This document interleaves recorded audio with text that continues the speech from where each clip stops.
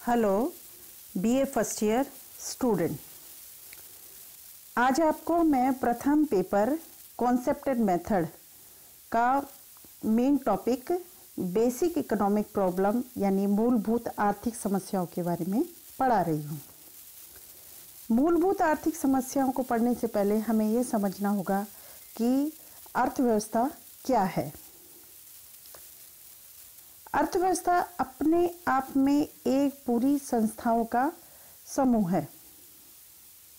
यानी अगर हम बात करें तो जिस प्रकार ब्रह्मांड में सूर्य, चंद्रमा, तारे व अन्य ग्रह शामिल होते हैं, इसी प्रकार अर्थव्यवस्था में जब मनुष्य अपनी अनंत आवश्यकताओं की पूर्ति के लिए विभिन्न साधनों का उपयोग करता हुआ कई वस्तु व साधनों का उत्पादन, उपभोग व विनिमय करता है, तो और इसमें कई आर्थिक संस्थाओं का निर्माण होता है।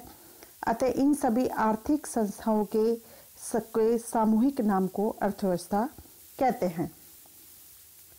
यानी उदाहरण के लिए वस्तुओं एवं सेवाओं के उत्पादन, विनिमय, उपभोग आदि में लगे हुए कारखाने, खेत, बाजार, बैंक, सरकारी समितियां, स्कूल, अस्पताल आदि आर्थिक संस्थाएं कहलाती हैं तथा इन सभी आर्थिक संस्थाओं का सामूहिक नाम ही अर्थव्यवस्था है।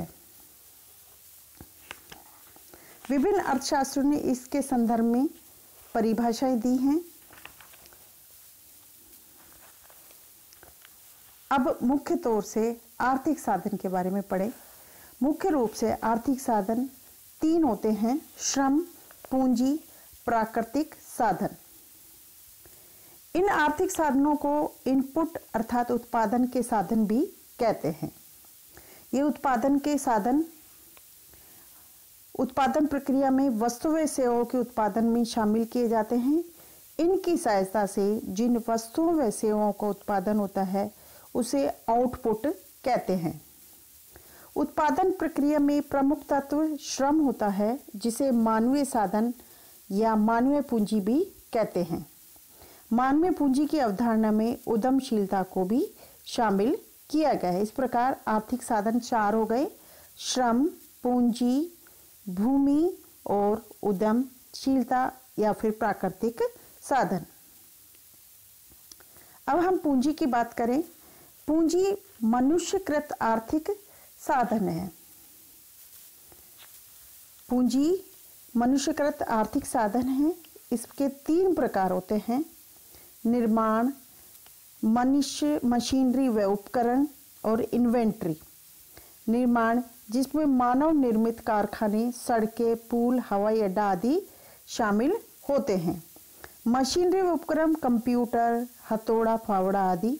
इन्वेंट्री यानी बिना बिक्री हुई वस्तुएं, जिनके निर्माणाधीन वस्तुएं भी शामिल होती हैं। इस प्रकार तीन प्रकार की पूंजी होती है।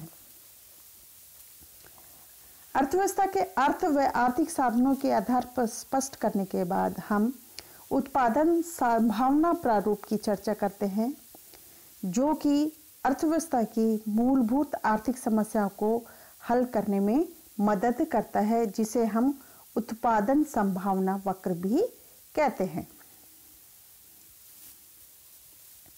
विभिन्न अर्थशास्त्रियों ने इसकी परिभाषा दी है। उत्पादन संभावना वक्र दो वस्तुओं के विभिन्न संभव संयोगों को प्रदर्शित करता है, जिसे एक आर्थिक अर्थव्यवस्था उत्पादित कर सकती है। माइकल पी डियोडारो के अर्थ में उन्होंने परिभाषा बताई है: दी हुई तकनीक व मानवीय तथा भौतिक साधनों की दी हुई मात्रा की दशा में एक उत्पादन संभावना वक्र दो वस्तुएं जैसे चावल व रेडियो के उन अधिकतम प्राप्य उत्पत्ति संयोगों को दर्शाता है, जो समस्त साधनों के पूर्ण व कार्यकुशल उपयोग की स्थिति में प्राप्त होते हैं।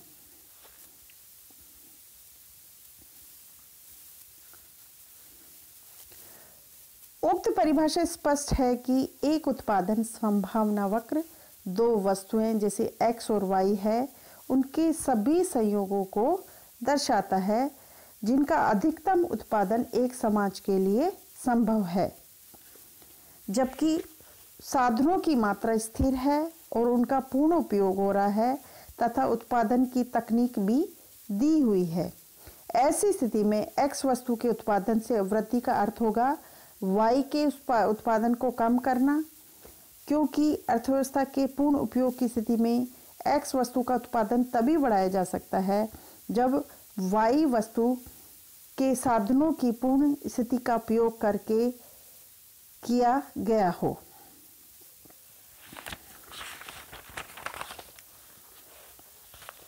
इसकी मूलभूत मान्यताएं हैं, हम पढ़ें कि इसमें पहली है दो वस्तु व सेवाओं का दो वस्तुओं व सेवाओं को उत्पादन होगा।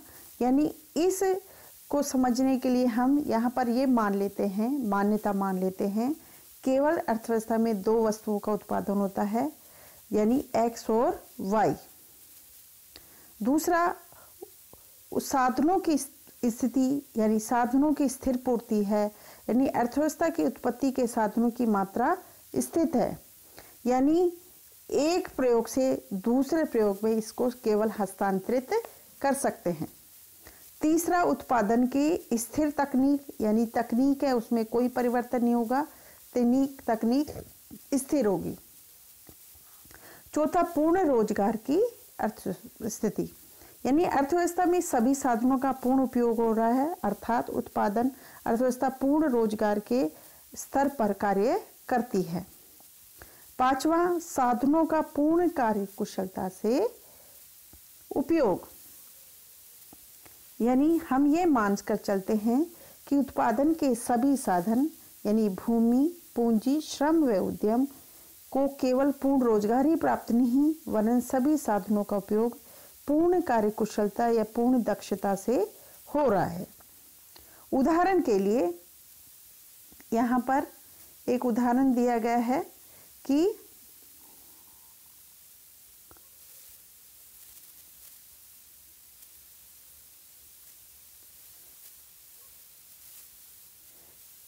उत्पादन संभावना के 5 बिंदु हैं।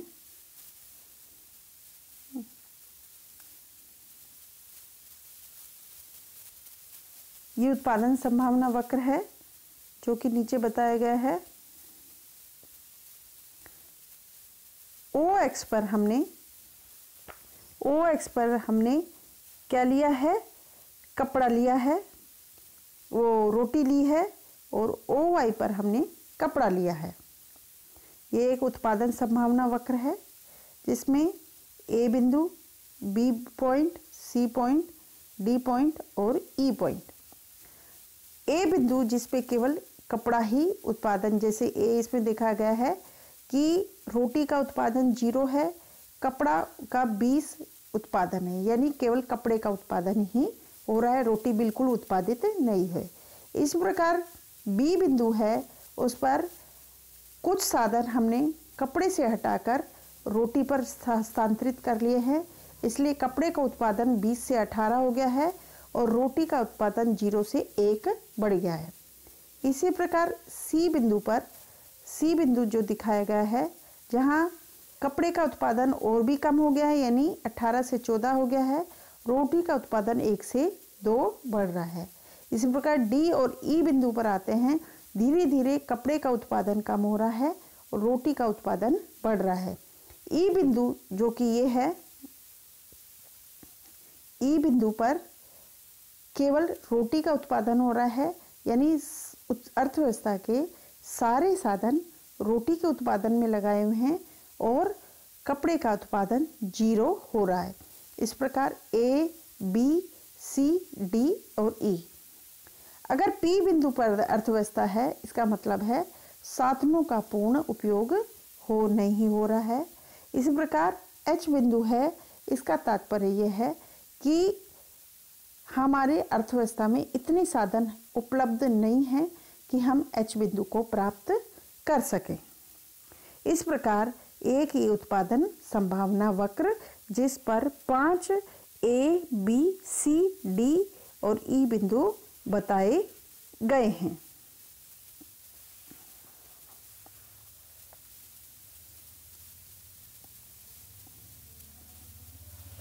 अब हम उत्पादन संभावना वक्र की विशेषताओं के बारे में पढ़ेंगे, जिसमें पहली विशेषता है कि यह एक पूर्ण रोजगार प्राप्त अर्थव्यवस्था में यदि रोटी की मात्रा बढ़ाई जाती है तो कपड़े का उत्पादन घटाना पड़ेगा।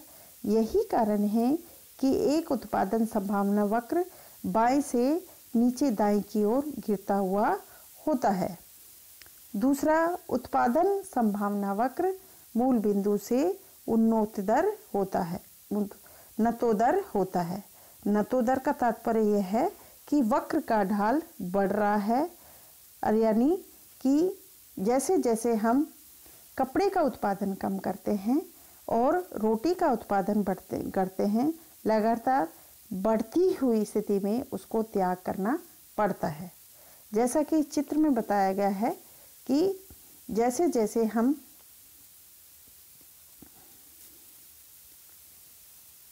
रोटी के उत्पादन की बात करें तो रोटी का जैसे जैसे हम कपड़े का उत्पादन कम कर रहे हैं, यानी ए बिंदु से हम ई बिंदु की तरफ आ रहे हैं, तो हम पहले की तुलना में ज़्यादा मात्रा में कपड़े का त्याग कर रहे हैं। इसका तात्पर्य है कि इसका ढलान है वो बढ़ रहा है, यानी पहले की पॉइंट की तुलना में बढ़ रहा है, अर्थात इसको हम नतोदर कहते हैं। और ढाल का माप क्या है? लंब बटा आधार, लंब बटा आधार।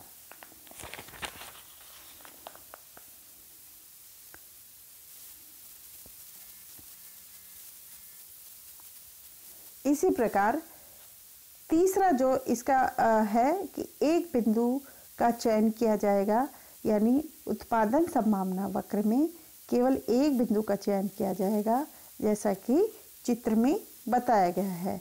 चित्र में आप देखिए कि अगर ए बिंदु का चयन करता है तो एक बिंदु केवल कपड़े का उत्पादन होगा। अगर ई बिंदु का चयन करता है तो केवल रोटी का उत्पादन होगा। अगर बी बिंदु का चयन करता है तो ज़्यादा कपड़े कम रोटी का। अगर डी बिंदु का चयन करता है तो यानी ज़्यादा रोटी का कम कपड़े का।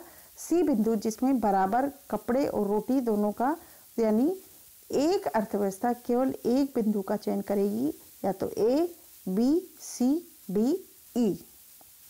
एफ और एच बिंदु का चयन नहीं करेगी, क्योंकि एफ बिंदु यहाँ पर सभी साधनों का उपयोग नहीं हो रहा है और एच बिंदु का वो प्राप्त नहीं कर सकता, क्योंकि एच बिंदु पर जाने की समस्या विकास की समस्या कहते हैं, यानी जो साधनों की मात्रा में वृद्धि करके या तकनीक में सुधार करके ही संभव है।